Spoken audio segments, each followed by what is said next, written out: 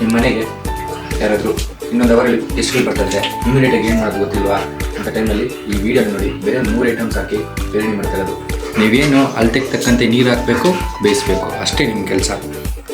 Tension ಇಲ್ಲ, ಬೇರೆ ಏನಿಲ್ಲ. ಇಲ್ಲಿ ನೋಡಿ ಎಷ್ಟು ಚೆನ್ನಾಗಿ ನೋಡಿ ರೈಸ್ ನೋಡಿ ಎಷ್ಟು ಮುದ್ರಾಗಿ ಪೀಸ್ ನೋಡಿ ಎಷ್ಟು ಚೆನ್ನಾಗಿ ಬಂದಿದೆ. ಎತ್ಕೊಂಡು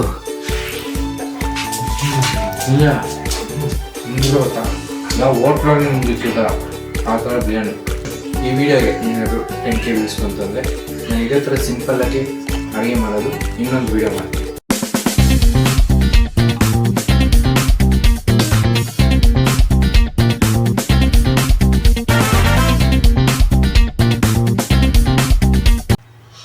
ಸ್ಟಾರ್ಟ್.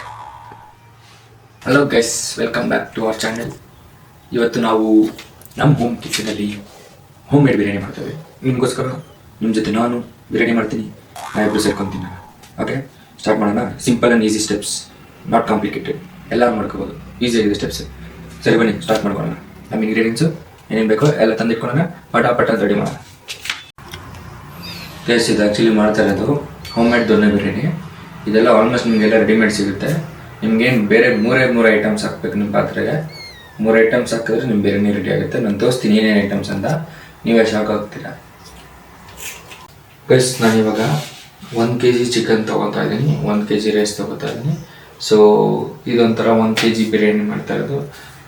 ನಿಮಗೆಲ್ಲ ಅಳತೆ ಗೊತ್ತಾಗಲಿ ಅಂತ ಈಸಿಯಾಗಿ ಎಲ್ಲರ ಮನೇಲಿ 1 kg ಮಾಡ್ಬೋದು, ಅದಕ್ಕೋಸ್ಕರ ಅಳತೆ ಗೊತ್ತಾಗಲಿ ಅಂತ ಹೇಳ್ತಾ ಇದ್ದೀನಿ. ಸೊ ನನಗೆ 1 kg ರೈಸ್, 1 kg ಚಿಕನ್ಗೆ 200 ಗ್ರಾಮ್ ಆಯಿಲ್ ಬೇಕು. ಸೊ ಅದಕ್ಕೆ ನಾನು ನಮ್ಮ ಮೆಜರ್ಮೆಂಟ್ ಇರೋ ಸ್ಕೇಲಲ್ಲಿ 200 ಗ್ರಾಮ್ಸ್ ತೊಗೊಂಡಿದ್ದೀನಿ. ಚೂರು ಹೆಚ್ಚು ಕಮ್ಮಿ ಇದೆ, 209 ಅಂತ ತೋರಿಸ್ತಿದೆ. ಇದು ಆಲ್ಮೋಸ್ಟ್ 200 ಗ್ರಾಮ್ಸೇ. ಸೊ ನಿಮ್ಗೆ ಅಂದಾಜು ಗೊತ್ತಿದ್ರೂ 200 ಗ್ರಾಮ್ ಅಂತ ತೊಗೊಳ್ಳಿ. ಸೊ ನಾನು ಇದು 200 ಗ್ರಾಮ್ಸ್ ಗ್ಲಾಸಲ್ಲಿ ತೊಗೊಂಡಿದ್ದೀನಿ. ಆಯಿಲ್ ಬೇಕೇ ಬೇಕು. ಸರಿ ಬಿಡೋಣ. ಒಗ್ಗರಣೆ ಹಾಕ್ಕೊಂಡು ಮಿಕ್ಕಿದ್ದು ಮಾಡಬೇಕು. ಇದಕ್ಕೇನು ಈರುಳ್ಳಿ ಕಟ್ ಮಾಡಬೇಕು, ನೀವು ಟೊಮೆಟೊ ಕಟ್ ಮಾಡಬೇಕು ಅಂತ ಏನಿಲ್ಲ, ರೆಡಿಮೇಡ್ ಮಸಾಲೆ ಇದೆ, ಅದನ್ನು ಹಾಕಿ ಯೂಸ್ ಮಾಡೋಣ. ತೋರಿಸ್ತೀನಿ ಅದೇನಂತ ನನಗೆ. ಸೊ ಕುಕ್ಕರ್ ರೆಡಿ ಇದೆ. ನಾನು ಸ್ವಲ್ಪ ದೊಡ್ಡ ಕುಕ್ಕರೇ ತೊಗೊಂಡಿದ್ದೀನಿ.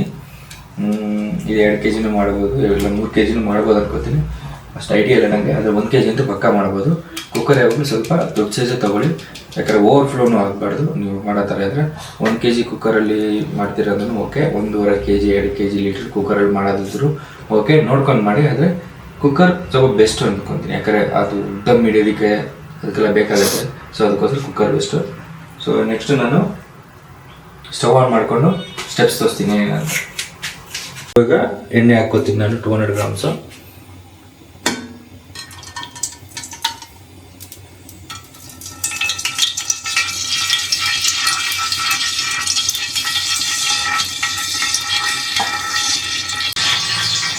ನೋಡಿ, ನೀವು ಪಾತ್ರೆಗೆ ನೀರಿಟ್ಟು ಎಣ್ಣೆ ಹಾಕ್ಕೊಂಡು ಈ ಥರ ಸಟಪಟ ಅಂದ್ಕೊಂಡು ಬರುತ್ತೆ. ಸೊ ಎಣ್ಣೆ ಇಲ್ಲಿ ಆಲ್ರೆಡಿ ಕಾಯ್ತಿದೆ. ಇದು ಆಪ್ಷನಲ್ ಇದೆ. ನಮ್ಮ ಮಾಡೋ ಮಿಕ್ಸರಲ್ಲಿ ಆಲ್ರೆಡಿ ಇದು ಇನ್ಕ್ಲೂಡ್ ಆಗಿರುತ್ತೆ. ಇದು ನಿಮಗೆ ಊಟದಲ್ಲಿ ಸಿಗಬೇಕು ಸಪ್ರೇಟಾಗಿ ಅನ್ನೋ ಥರ ಇದ್ದರೆ ನೀವು ಇದು ಎಕ್ಸ್ಟ್ರಾ ನೀವು ಹಾಕ್ಕೋಬೋದು. ಇದು ಆ 3 ಇಂಗ್ರೀಡಿಯೆಂಟ್ಸಲ್ಲಿ ಇದಿಲ್ಲ, 3 ಐಟಮ್ಸಲ್ಲಿ ಇದು ಎಕ್ಸ್ಟ್ರಾ ಆಪ್ಷನಲ್. ನಿಮ್ಗೆ ಬೇಕು ಅಂದರೆ ಹಾಕ್ಕೊಳ್ಳಿ. ನಿಮಗೆ ಊಟದಲ್ಲಿ ಪಲಾವ್ ಎಲೆ ಅದೆಲ್ಲ ಕಾಣಿಸ್ಬೇಕು, ಸಿಗಬೇಕು ಅನ್ನೋ ಥರ ಇದ್ದರೆ ಹಾಕ್ಕೊಳ್ಳಿ, ಇಲ್ಲಾಂದರೆ ಇದು ಬೇಡ. ನನಗಿದು ಬೇಕು, ಅದಕ್ಕೆ ನಾನು ಹಾಕ್ಕೊತಾ ಇದ್ದೀನಿ. ಇದು ನಿಮಗೆ ನಾರ್ಮಲ್ ಎಲ್ಲ ತರಕಾರಿ ಅಂಗಡಿ ಜನರಲ್ ಸ್ಟೋರ್ ಸಿಗುತ್ತೆ, ಒಂದು ಪ್ಯಾಕೆಟ್ ತೊಗೊಂಡಾಯ್ತು. ಸೊ ಇದನ್ನು ಆಯಿಲ್ ಜೊತೆ ಮಿಕ್ಸ್ ಮಾಡ್ಬೇಕು. ಗೈಸ್, ಈ ಪ್ಯಾಕೆಟಲ್ಲಿ ಪಲಾವ್ ಎಲೆ ಜಾಸ್ತಿ ಇದೆ. ಮೇ ಬಿ ಪಲಾವ್ಗಂತಲೇ ಕೊಟ್ಟವ್ರೇನೋ ಗೊತ್ತಿಲ್ಲ. ನಾನು ಯೂಶ್ವಲಿ ತೊಗೊಳೋದ್ರಲ್ಲಿ ಕಮ್ಮಿನೇ ಇರ್ತಾಯಿತ್ತು, ಇದರಲ್ಲಿ ಏನೋ ಜಾಸ್ತಿ ಬಂದಿದೆ. ಪರವಾಗಿಲ್ಲ, ನೋಡೋಣ, ನಮ್ಮ ಬಿರಿಯಾನಿಗೆ ಚೆನ್ನಾಗೇ ಇರುತ್ತೆ. ಸೊ ಇವಾಗ ನಾವು ಹಾಕೋ ಮಿಕ್ಸರಲ್ಲಿ ಆಲ್ರೆಡಿ ಅದೆಲ್ಲ ರುಬ್ಬಿಡ್ತಾರೆ. ಸೊ ಇದು ನನಗೆ ಬೇಕು ಅಂತ ನಾನು ಹಾಕ್ಕೊಂಡಿದ್ದೀನಿ. ಇವಾಗ ಇದು ಎಣ್ಣೆ 2 ಕಾದಿದೆ. ಈಗ ನಮ್ಮ ಮಸಾಲೆ ಹಾಕ್ಕೊಂಡ ಟೈಮು. ಸೊ ಇವಾಗ ನಮ್ಮ ಮಸಾಲೆನ ಹಾಕೋಗೋಣ. ನಮ್ಮ ಮಸಾಲೆನ ಇಂಟ್ರೊಡ್ಯೂಸ್ ಮಾಡ್ತೀನಿ ನೋಡಿ. ನಮ್ಮದು ಮಸಾಲೆ ನಾವು ಯೂಸ್ ಮಾಡ್ತಾ ಇರೋದು ಬೇರೆಯವ್ರ ಮಸಾಲೆ. ನಮಗೆ ಇಷ್ಟ ಆಯಿತು, ಬೇಗ ಆಗುತ್ತೆ ಅನ್ನೋ ಒಂದು ಕಾರಣಕ್ಕೆ ನಾವು ಯೂಸ್ ಮಾಡ್ತಾ ಇದ್ದೀವಿ. ಸುಮಾರು ಸತಿ ಟ್ರೈ ಮಾಡಿದ್ದೀನಿ, ಚೆನ್ನಾಗಿ ಬಂದಿದೆ. ಸೊ ಅದಕ್ಕೆ ನಿಮಗೋಸ್ಕರ ಈ ವಿಡಿಯೋ ನಾನು ಮಾಡ್ತಾಯಿದ್ದೀನಿ. ನೀವು ನೋಡಿ, ನಿಮಗೂ ಇಷ್ಟ ಆದರೆ ನೀವು ಪರ್ಚೇಸ್ ಮಾಡಿ ಇಮಿಡಿಯೇಟಾಗಿ ಅಡುಗೆ ಮಾಡ್ಕೊಂಡು ತಿಳ್ಕೊಳ್ಳಿ. ಗೈಸ್, ನಮ್ಮ ಮಸಾಲೆ ಬೇರೆ ಯಾವುದೂ ಅಲ್ಲ, ನಮ್ಮ ಅದೇ old GFC biryani masala.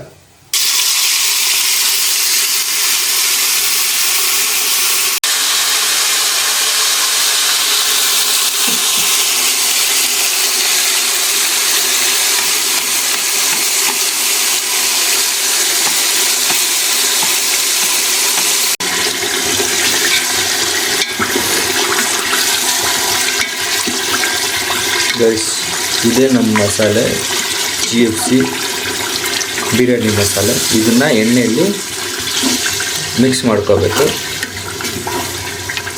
So ಇದೇ ನಮ್ಮ ರೆಡಿಮೇಡ್ ಮಸಾಲೆ. ಇದರಲ್ಲಿ ಆಲ್ರೆಡಿ ಈರುಳ್ಳಿ, ಟೊಮೊಟೊ, ಬೆಳ್ಳುಳ್ಳಿ, ಶುಂಠಿ, ಪುದೀನ, ಕೊತ್ತಂಬರಿ, ಇನ್ನು ಮಸಾಲೆ ಐಟಮ್ಸು, ಉಪ್ಪು ಎಲ್ಲ ಆಲ್ರೆಡಿ ಇರುತ್ತೆ. ಸೊ ನಾವು ಎಕ್ಸ್ಟ್ರಾ ಏನೂ ಹಾಕೋದು ಬೇಕಾಗಿಲ್ಲ. ಇದು ಅವರು ರೆಡಿಮೇಡ್ ನಮಗೋಸ್ಕರ, ನಮ್ಗೆ ಈಸಿ ಆಗಲಿ ಮನೇಲಿ ಬಿರಿಯಾನಿ ಮಾಡ್ಕೊಳೋದಕ್ಕೋಸ್ಕರ ಅಂತ ನಮಗೋಸ್ಕರ ಅವರು ಈ ಥರದೊಂದು ತಂದಿದ್ದಾರೆ. ಸೊ ಇದರಿಂದ ತುಂಬ ಜನಕ್ಕೆ ಯೂಸ್ ಆಗ್ತಿದೆ.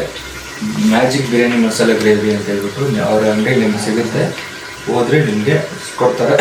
ಪ್ಲಸ್ಸು ನೀವು ಬೇಕಾದ್ರೆ ನೀವು ಆರ್ಡ್ರ್ ಕೂಡ ಮಾಡ್ಕೋಬೋದು. ಡೆಲಿವರಿ ಮಾಡ್ತಾರೆ. 2 ಪ್ಯಾಕೆಟ್ ಮೇಲೆ ಮಾಡಿಕೊಂಡ್ರೆ ನಿಮಗೆ ಡೆಲಿವರಿ ಫ್ರೀ ಕೊಡ್ತಾರೆ ಅವರು. ಸಿಂಗಲ್ ಪ್ಯಾಕೆಟ್ ಆದರೆ ನಿಮಗೆ ಚಾರ್ಜಸ್ ಜಾಸ್ತಿ ಆಗುತ್ತೆ. ಇಲ್ಲ ನೀವೇನಾದ್ರು ಆ ಸೈಡ್ ಅವ್ರ ಅಂಗಡಿ ಸೈಡ್ ಏನಾದರೂ ಯಾವ್ದಾದ್ರು ಹೋದಾಗ ತೊಗೊಳ್ಳಿ.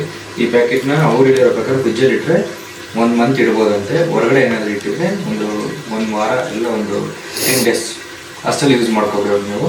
ಸೊ ಇನ್ ಕೇಸ್ ನಿಮ್ಮ ಮನೇಲಿ ಫಂಕ್ಷನ್ಸ್ ಅದು ಏನಾದಿತ್ತು, ಇಮಿಡಿಯೇಟಾಗಿ ಅಡುಗೆ ಮಾಡಬೇಕು, ಇಲ್ಲ ಸಡನ್ನಾಗಿ ಎಲ್ಲ ಗೆಸ್ಟ್ ಬಂದರು ಬೇಗ 1 ಅವರಲ್ಲಿ ಅಡುಗೆ ಮಾಡಬೇಕು ಅಂದರೆ ಇದನ್ನು ಯೂಸ್ ಮಾಡ್ಕೊಳ್ಳಿ. ನೋಡಿರಿ ನಮ್ಮಲ್ಲಿ ಚಾಪಿಂಗ್ ಬೋರ್ಡ್ ಇಲ್ಲ, ಕತ್ತಿ ಇಲ್ಲ, ಏನಿಲ್ಲ, ಏನು ಯೂಸ್ ಮಾಡ್ತಿಲ್ಲ. ಹಂಗಿರುತ್ತೆ ಟೇಸ್ಟ್. ದೊಣ್ಣೆ ಬಿರಿಯಾನಿ. ದೊಣ್ಣೆ ಬಿರಿಯಾನಿ ಗ್ರೀನ್ ಕಲರಾಗೂ ಬರುತ್ತೆ. ನೋಡ್ಕೊಳ್ಳಿ ಪ್ಯಾಕೆಟು.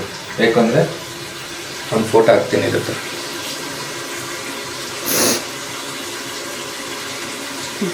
ಇದು ಯಾವುದು ಪ್ರಮೋಷನ್ ಏನೋ ಮಾಡ್ತಾ ಇಲ್ಲ ನಾನು. ನನಗೆ ಇಷ್ಟ ಆಯಿತು ಅಂತ ನಾನು ಮಾಡ್ತಾ ಇದ್ದೀನಿ. No promotion. ನನಗೆ ಇಷ್ಟ ಆಯಿತು. ತುಂಬ ಚೆನ್ನಾಗಿ ಹೆಲ್ಪ್ಫುಲ್ ಆಗ್ತಾಯಿದೆ ಅದರಿಂದ.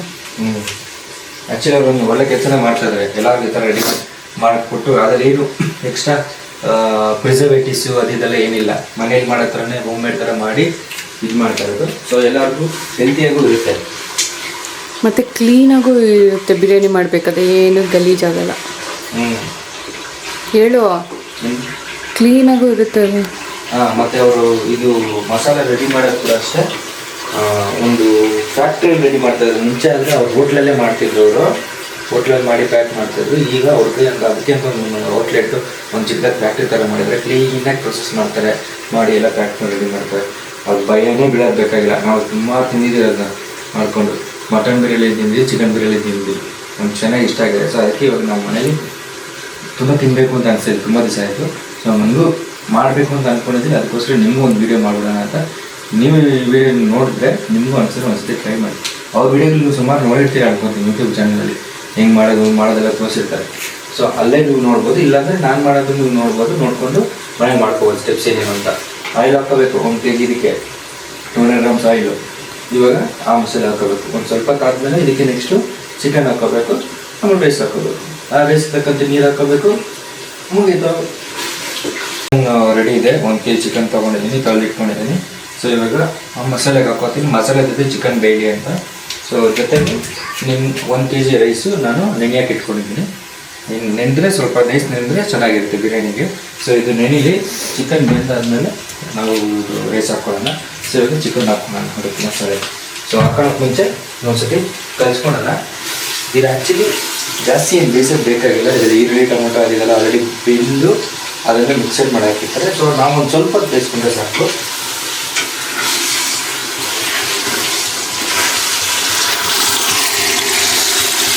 ಇನ್ನು ತುಂಬ ಹೊತ್ತೇನು ಬೇಯಿಸೋದು ಬೇಕಾಗಿಲ್ಲ. ಎಣ್ಣೆಯಲ್ಲಿ ಒಂಚೂರು ಫ್ರೈ ಮಾಡ್ಕೋಬೇಕಷ್ಟೇ. ಇವಾಗ ಅದಕ್ಕೆ ಚಿಕನ್ ಹಾಕ್ಕೊಳ್ಳೋಣ. ಈ ಮಸಾಲೆಯಲ್ಲಿ ಚಿಕನ್ ಬೇಯಿದೆ. ಇದು ಚಿಕನ್ ಹಾಕೋತಾ ಇದ್ದೀನಿ.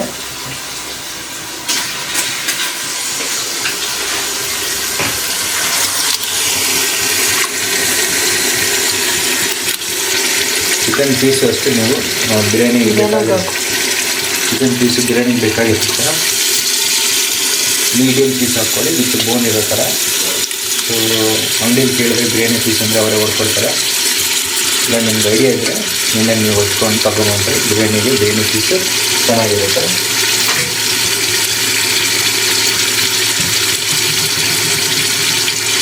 ಮಸಾಲ ಹಾಕ್ಕೊಂಡ್ಮೇಲೆ ಕಲಿಸ್ಕೊಳ್ಳಿ.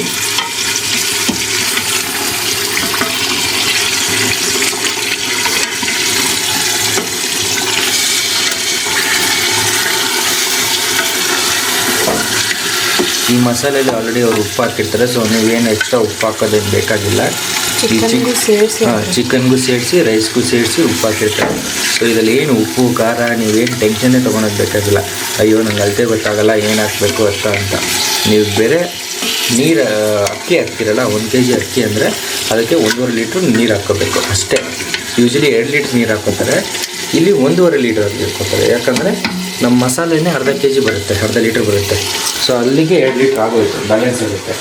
ಇನ್ ಕೇಸ್ ನಿಮ್ಗೇನಾದರೂ ಅನಿಸ್ತು ಇನ್ನೂ ಬೆಂದಿಲ್ಲ ಅಂದರೆ ಇನ್ನೊಂದು ಎಕ್ಸ್ಟ್ರಾ ಇನ್ನೊಂದು 200 ಗ್ರಾಮು ಇಲ್ಲ 250 ಗ್ರಾಮು ವಾಟರ್ ಹಾಕ್ಕೊಳ್ಳಿ ಅಷ್ಟೇ, ಚೆನ್ನಾಗಿ ಬಂದ್ಬಿಡುತ್ತೆ.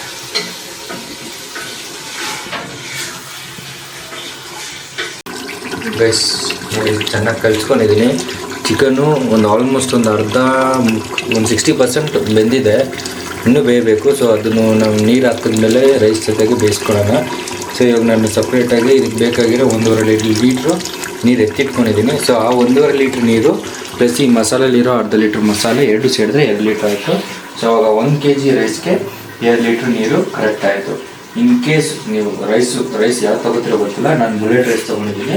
ಇನ್ ಕೇಸ್ ನೀವೇನಾದರೂ ಬೇರೆ ರೈಸ್ ತೊಗೋತೀರಾ ಮತ್ತು ಇಲ್ಲ ರೇಷನ್ ರೈಸ್ ಡಿಪೋ ರೈಸ್ ಆ ಥರ ತೊಗೋತೀರಾ ಅಂತ ಹೇಳಿದ್ರೆ, ಸೊ ನಿಮ್ಗೇನಾದರೂ ನೀರು ಸಾಕಾಗಲಿಲ್ಲ, ಇನ್ನು ಅಕ್ಕಿನ ಬೇಯಬೇಕು ಅಂತ ನಿಮ್ಗೆ ಗೊತ್ತಾಗುತ್ತೆ ಮಾಡೋ ಟೈಮಲ್ಲಿ, ಅವಾಗ ನೋಡ್ಬೋದು. ಸೊ ಅಂತ ಟೈಮಲ್ಲಿ ಅನಿಸಿದ್ರೆ ಎಕ್ಸ್ಟ್ರಾ ಒಂದು 200 ಇಲ್ಲ 250 ಗ್ರಾಮ್ ನೀರು ಹಾಕ್ಕೊಳ್ಳಿ. ಸ್ವಲ್ಪ ಏನಾಗಲ್ಲ. ಇನ್ನೂ ಸ್ವಲ್ಪ ನೀರು ಹಾಕಿದ್ರೆ ಸ್ವಲ್ಪ ಮೆತ್ತಗಾದರೂ ತಿನ್ನೋಕ್ಕೆ ಚೆನ್ನಾಗಿದೆ. ಆಲ್ರೆಡಿ ಟ್ರೈ ಮಾಡಿದ್ದೆ, ಅದಕ್ಕೋಸ್ಕರ ಹೇಳಿದೆ. ಸೊ ಡ್ರೈಯಾಗಿ ಇರಬೇಕಂತ ಏನು ಮಾಡಿ, ಡ್ರೈಯಾಗಿ ಇದ್ರೂ ಚೆನ್ನಾಗಿದೆ, ಮೆತ್ತಿಗೆ ಸ್ವಲ್ಪ ಮುದ್ದೆ ಥರ ಆಗುತ್ತೆ ಅಂತ ಹೇಳ್ತಾರೆ, ಹಂಗಾದ್ರೂ ಕೂಡ ಇನ್ನೂ ಚೆನ್ನಾಗಿದೆ ಟೇಸ್ಟು ತಿನ್ನೋದಕ್ಕೆ. ಸೊ ಅದಕ್ಕೋಸ್ಕರ ನಾನು ರೆಕಮೆಂಡ್ ಮಾಡ್ತಾ ಇರೋದು. ಸೊ ಅದು ನಿಮ್ಗೆ ಇಷ್ಟ, ನಿಮ್ಗೆ ಹೆಂಗೆ ಬೇಕೋ ಹಂಗೆ. ನಾನು ಸ್ವಲ್ಪ ಇನ್ನೂ ಸ್ವಲ್ಪ ನೀರು ಹಾಕ್ಕೊತೀನಿ, ಆದರೆ ನಾನು ಇವಾಗ ಸದ್ಯಕ್ಕೆ ಕರೆಕ್ಟಾಗಿ ಹಾಕಿದ್ದೀನಿ. ನಾನು ನೋಡ್ತೀನಿ ಮಾಡೋ ಟೈಮಲ್ಲಿ ಅನಿಸಿದ್ರೆ ಮಾತ್ರ ನಾನು ಹಾಕ್ಕೊತೀನಿ, ನೀರು ಹಾಕ್ಕೊಡೋದು. ಸೊ ಇವಾಗ ನೆಕ್ಸ್ಟ್ ನಾವು ನೀರು ಹಾಕ್ಕೊತೀನಿ. ನೀರು ಹಾಕೋದ್ಮೇಲೆ ಒಂದು ಸ್ವಲ್ಪ ಕುದಿಯಕ್ಬಿಡೋಣ, ಆಮೇಲೆ ರೈಸ್ ಹಾಕೋಣ. ಸ್ವಲ್ಪ ನೀರು ಹಾಕ್ತೀನಿ. ಆಲ್ರೆಡಿ ರೆಡಿ ಇಟ್ಕೊಂಡಿದ್ದೀನಿ ನಾನು 1.5 ಲೀಟ್ರ್ ನೀರು ಅಳತೆ ತಕ್ಕಂತೆ.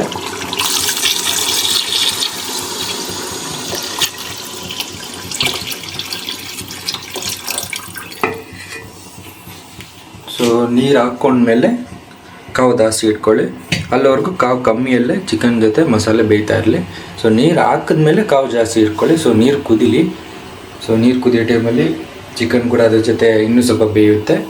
ಆಮೇಲೆ ಬೇಕಾದ್ರೆ ನಾವು ನೆನೆ ಹಾಕಿರೋ ರೈಸ್ನ ನೀರು ತೆಗೆದುಬಿಟ್ಟು ಅದಕ್ಕೆ ಹಾಕ್ಕೊಳ್ಳೋಣ. ಆಮೇಲೆ ನೀನು ಬೇಗನೆ ಆಗೋಗುತ್ತೆ.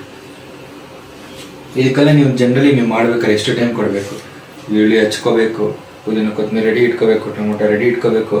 ಹಚ್ಚೋದಕ್ಕೆ ನಿಮ್ಗೆ ಆಲ್ಮೋಸ್ಟ್ ಒಂದು ಅರ್ಧ ಅವರ್ ತೊಗೊಬಿಡುತ್ತೆ ಹಚ್ಚೋದಕ್ಕೆ, ಎಲ್ಲ ರೆಡಿ ಮಾಡೋದಕ್ಕೆ. ಇನ್ನು ಇಲ್ಲಿ ಬಂದು ಮಾಡೋದಕ್ಕೆ ಒಂದಷ್ಟು ತೊಗೊಳುತ್ತೆ. ಸೊ ಇದರಲ್ಲಿ ನಮಗೆ ನೋಡಿ ಮಸಾಲದು ಹಚ್ಚೋದು, ಅದನ್ನು ಫ್ರೈ ಮಾಡೋದು, 1 ಅವರ್ ಎಸ್ಕೇಪ್, 1 ಅವರ್ ಎಗ್ರೋಯ್ತು. ಸೊ ಅದಕ್ಕೆ ಇದು ಸಿಂಪಲ್ ಅಂತ ಹೇಳ್ತಾರೆ. ನೀರು ಹಾಕ್ಕೊಂಡೆ ಹಂಗೆ ಸ್ವಲ್ಪ ಮಿಕ್ಸ್ ಮಾಡ್ಕೊತೀನಿ ಅಷ್ಟೇ. ನೋಡಿ ನೀರು ಹಾಕ್ಕೊಂಡಿದ್ದೀನಿ, ಚೆನ್ನಾಗಿ ಕುದಿತೈತೆ ನೀರು. ಸೊ ಅದಕ್ಕೆ ಅಕ್ಕಿ ನೆನೆಸಿಟ್ಟಿರೋದನ್ನ ರೆಡಿ ಮಾಡಿಕೊಂಡು ಹಾಕೋಣ ಅಂತಿದ್ದೀನಿ. ಸೊ ಇಲ್ಲಿ ನೋಡಿ ಅಕ್ಕಿ ನೆನೆಸಿಟ್ಟಿರೋ ನೀರೆಲ್ಲ ತೆಗೆದಿದ್ದೀನಿ. ಇವಾಗ ಅದಕ್ಕೆ ಹಾಕ್ಕೋತೀನಿ ಕುದೀತಾ ಇರೋ ನೀರಿಗೆ.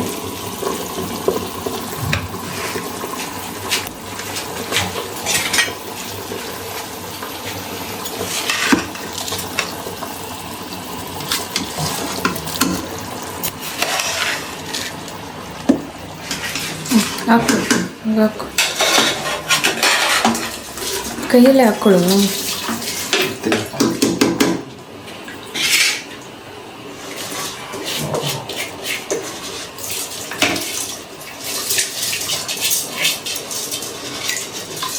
ಕಿಚನಲ್ಲಿ ಕೆಲಸ ಮಾಡ್ಬೇಕಾದ್ರೆ ನೋಡ್ಕೊಳ್ಳಿ, ಈ ಥರ ಎಣ್ಣೆ ನೀರು ಬಿಸಿನೀರು ಎಲ್ಲ ಎಕ್ಕರೋ ಚಾನ್ಸಸ್ ಇದ್ದಾವೆ. ಸೊ ತುಂಬ ಕಷ್ಟ ಆಯ್ತಂದ್ರೆ ಇವಾಗ ನಾನು ಹಾಕ್ಕೊಂಡಲ್ಲ ಆ ಥರ ಸ್ಪೂನಲ್ಲಿ ಎತ್ತು ಹಾಕ್ಕೊಳ್ಳಿ. ಆಮೇಲೆ ಬೇಕಾದ್ರೆ ಈ ಥರ ಕೈಯಲ್ಲಿಂದ ಸೋರ್ಬಿಡಿ.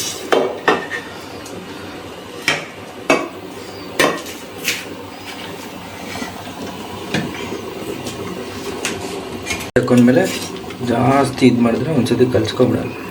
ಅಕ್ಕಿ ಚೆನ್ನಾಗಿ ನೆಂದಿರೋದ್ರಿಂದ ಅಕ್ಕಿ ಒಡೆಯೋದು ಜಾಸ್ತಿ. ಆಲ್ರೆಡಿ ನೀರು ಕುದ್ದಿದೆ, ಇದರಲ್ಲೇ ಇವಾಗ ಬೇಯಬೇಕು. 1 kg ಚಿಕನ್, 1 kg ರೈಸ್, ಅದಕ್ಕೆ ತಕ್ಕಂತೆ ನೀರು. ಜಾಸ್ತಿ ನೀರು ಹಾಕ್ಕೊಳಕ್ಕೆ ಹೋಗ್ಬೇಡಿ, ಜಾಸ್ತಿ ಮುದ್ದೆ ಆಗಿಬಿಡುತ್ತೆ. ಕರೆಕ್ಟಾಗಿ ಹಾಕ್ಕೊಳ್ಳಿ. 1.5 ಲೀಟ್ರ್ ನೀರು ಹಾಕ್ಕೊಳ್ಳಿ ಸಾಕು.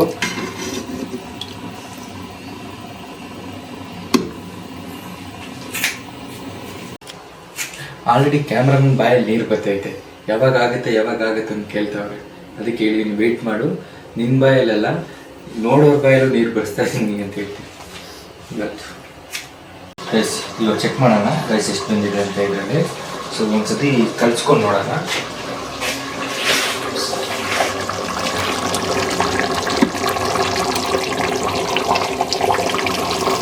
ನನ್ನ ಪ್ರಕಾರ ಒಂದು 1/4 ಭಾಗ ಬೆಂದಿದೆ. ಜಾಸ್ತಿ ಕಲ್ಸಕ್ಕೆ ಹೋಗ್ಬೇಡಿ, ಸುಮ್ಮನೆ ಹಿಂಗೆ ಕಲ್ಸ್ಕೊಳ್ಳಿ. ಎಲ್ಲ ರೈಸೆಲ್ಲ ಪುಡಿ ಆಗ್ಬಿಡುತ್ತೆ.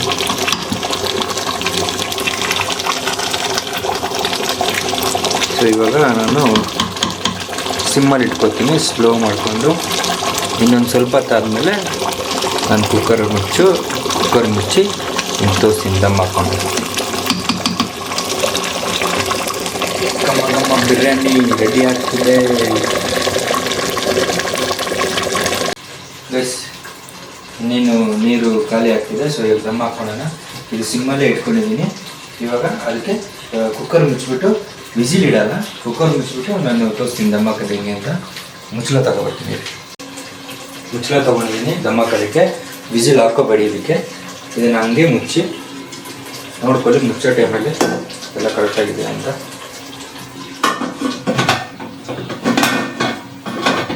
ಅಲ್ಲಿ ಪ್ರೆಸ್ ಮಾಡಿ.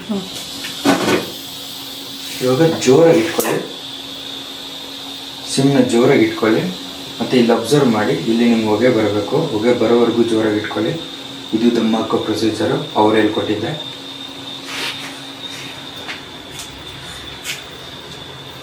ವಿಸಿಲೇನು ಇಡಕ್ಕೆ ಹೋಗ್ಬೇಡಿ, ಅದು ಗಾಳಿ ಬರಲಿ. ಗಾಳಿ ಬಂದಮೇಲೆ ಒಂದು 20 ಸೆಕೆಂಡ್ಸ್ ಇದ್ದು ಸ್ಟವ್ ಆಫ್ ಮಾಡಿಬಿಟ್ರೆ ದಮ್ಗೆ ಆಗೋಗುತ್ತೆ.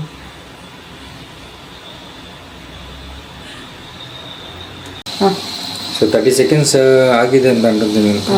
ನೋಡಿ ಇವಾಗ ಬರ್ತಿದೆ ಜೋರಾಗೆ. 30 ಸೆಕೆಂಡ್ಸ್ ಆಗಿದೆ, ಆಲ್ಮೋಸ್ಟ್ 30 ಸೆಕೆಂಡ್ಸ್ ಮೇಲೇನೆ ಆಗಿದೆ.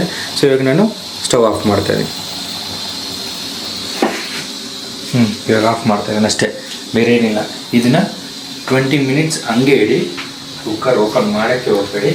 ನಾನು ನೋಡಿದಾಗ ಅವಾಗ ಆಲ್ರೆಡಿ ರೈಸು 3/4 ಭಾಗ ಬೆಂದಿತ್ತು. ವಿಜಿಲ್ ಇಕ್ಕಲ್ವಾ? ವಿಸಿಲ್ ಇಡಲ್ಲ. ವಿಸಿಲ್ ಇಟ್ಟು ಮಾಡೋ ಥರದ್ದು ಬೇರೆದು. ಅದೇ ಅವ್ರು ಹೇಳ್ಕೊಟ್ಟಿರೋ ಪ್ರಕಾರ ವಿಸಿಲ್ ಇಡಲ್ಲ, ಇದೇ ಥರ ದಮ್ ಹಾಕೋದು. ಇದರಲ್ಲೇ ನಾವು ಆಲ್ರೆಡಿ ಚಿಕನ್ನು ಮಟನ್ 2 ಮಾಡಿದ್ದೀವಿ, ಚೆನ್ನಾಗಿ ಬಂದಿದೆ. ಸೊ ಅದಕ್ಕೆ ನಾನು ಈ ಸತಿ ಚಿಕನ್ ಮತ್ತೆ ಹಂಗೆ ಟ್ರೈ ಮಾಡ್ತಾಯಿದ್ದೀನಿ. ಚಿಕನ್ ತುಂಬ ಚೆನ್ನಾಗಿ ಬಂದಿದೆ. ಚಿಕನ್ ತುಂಬ ಚೆನ್ನಾಗಿ ಬಂದಿದೆ ಈ ಮಸಾಲೆಯಲ್ಲಿ ಮಟನ್ನಿಂದ ಕಂಪೇರ್ ಮಾಡಿದ್ರೆ. ಯಾಕಂದರೆ ಮಟನ್ ವೆರೈಟೀಸ್ ಮಟನ್ ಇದೆ, ಬನ್ನು ಮಟನ್ ಅದು ಇದು ಅಂತೆಲ್ಲ. ಸೊ ನಾವು ತೊಗೊಂಡ್ರೆ ಮಟನಲ್ಲಿ ಅಷ್ಟು ಚೆನ್ನಾಗಿ ಬಂದಿಲ್ಲ ನಮಗೆ ಎಕ್ಸ್ಪೆಕ್ಟೇಷನ್ ಥರ. ಅದು ಚಿಕನ್ ಚೆನ್ನಾಗಿ ಬಂತು, ಅದಕ್ಕೆ ಮತ್ತೆ ಚಿಕನಲ್ಲೇ ಮಾಡಿದ್ದೀನಿ. ಸೊ ಇವಾಗ ಆಫ್ ಮಾಡಿದ್ದೀನಿ, ಸ್ಟವ್ ಆಫಲ್ಲೈತೆ. ಒಳಗಡೆ ದಮ್ ಆಗ್ತಿದೆ.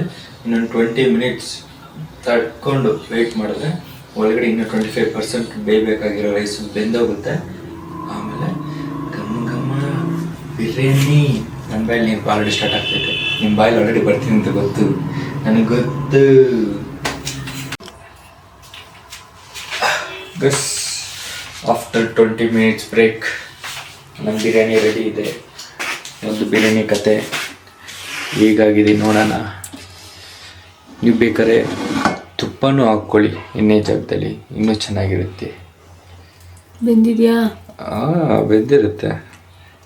ಹಿಂಗಿರುತ್ತೆ ಗೊತ್ತಾ? ಉಲ್ಟಾ ಮಾಡು. ಬಿರಿಯಾನಿ ಯಾರು ಗೊತ್ತಾ? ಕೊಡು.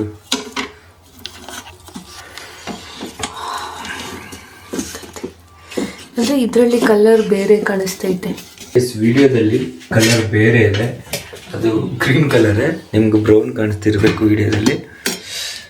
ಮೇ ಬಿ ವಿಡಿಯೋ ಎಫೆಕ್ಟ್ಗೆ ಇಲ್ಲಿ ಲೈಟ್ಸ್ ಎಲ್ಲ ಇದೆಯಲ್ಲ, ಅದರಿಂದ ನಂಗೆ ಕಾಣಿಸ್ತಿದೆ. ನೋಡಿ ಕರೆಕ್ಟಾಗಿ ಬೆಂದಿದೆ. ಜಾಸ್ತಿ ಮುದ್ದೆನೂ ಇಲ್ಲ, ಜಾಸ್ತಿ ತಿಳಿಯೋದು ಇಲ್ಲ. ಒಂದು ಸತಿ ಆಡಿಸ್ಕೊಂಡು ಸರ್ವಿಂಗ್. ಇದಕ್ಕೆ ಏನು ಬೇಕಾಗಿಲ್ಲ, ಮೊಸರು ಬಜ್ಜಿ ಬೇಕಾಗಿಲ್ಲ, ಏನೂ ಬೇಕಾಗಿಲ್ಲ. ಅಂದರೆ ನಾನು ಹೇಳ್ತಾ ಇರೋದು, ಯೂಶಲಿ ಇವಾಗ ಆಮೂರು ಬಿರಿಯಾನಿಯಲ್ಲೆಲ್ಲ ಹೋದರೆ ಮೊಸರು ಬಜ್ಜಿ ಗ್ರೇವಿ ಎಲ್ಲ ಇರುತ್ತೆ, ಅದಿದ್ರೇ ತಿನ್ನೋ ಜನ. ಸೊ ಇದಕ್ಕೆ ಏನೂ ಬೇಕಾಗಿಲ್ಲ. ಪ್ಲೇಟಲ್ಲಿ ಹಾಕು. ಹಂಗೆ ಒಂಚೂರು ನೋಡ್ಬಿಡ್ತೀನಿ ನಾನು ಟೇಸ್ಟ್.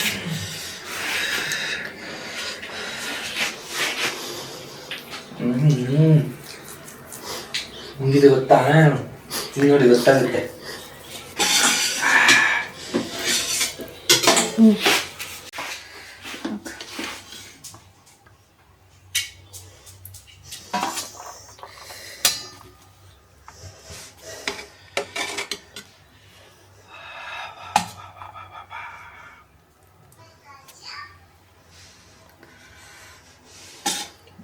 ನನಗೆ ಸಾಕು ಟೇಸ್ಟ್, ನಾನು ಟೇಸ್ಟ್ ಮಾಡ್ತೀನಿ, ಮಿಕ್ಕಿದ್ದು ನೀವು ಟೇಸ್ಟ್ ಮಾಡಿ. ತಿನ್ನು ಫಸ್ಟು.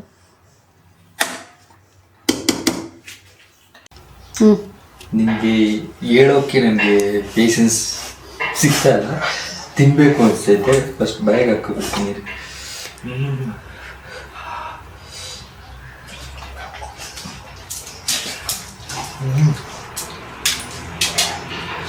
ಬೆಳಗ್ಗೆ ಈ ಥರ ಬಿರಿಯಾನಿ ಮಾಡ್ಕೊತೀನಿ ಹೆಂಗಿರುತ್ತೆ ಗೊತ್ತಾ, ಮಾಡ್ಕೊತೀನಿ ಗೊತ್ತಾಗುತ್ತೆ. Yam yam.